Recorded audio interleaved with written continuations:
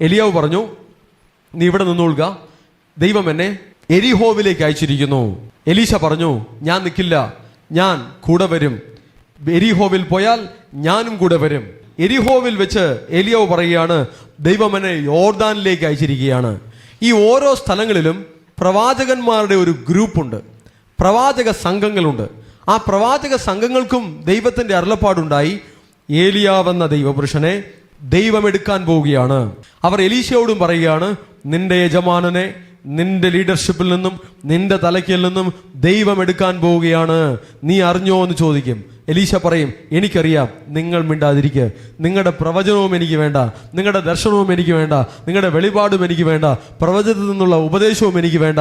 എന്നെ വിളിച്ച് വിളിക്കൊത്തവണ്ണം ഏലിയാവിനെ സഹായിപ്പാൻ ദൈവം എന്നെ നിർത്തിയെങ്കിൽ ഞാൻ ഏലിയാവിനോട് കൂടെ നിൽക്കും. എന്തൊക്കെ പ്രവചനമുണ്ടായാലും എന്തൊക്കെ ദർശനങ്ങൾ ഉണ്ടായാലും ഞാൻ ഏലിയാവിനോട് കൂടെ നിൽക്കുമെന്നുള്ളൊരു തീരുമാനം എലീശയ്ക്ക് ഉണ്ടായതുകൊണ്ട് എലീശ പ്രവാചകത്തിന്റെ ദൂതുകളൊന്നും കേട്ട് തന്റെ തീരുമാനത്തിൽ ഒരു മാറ്റം വരുത്തിയില്ല.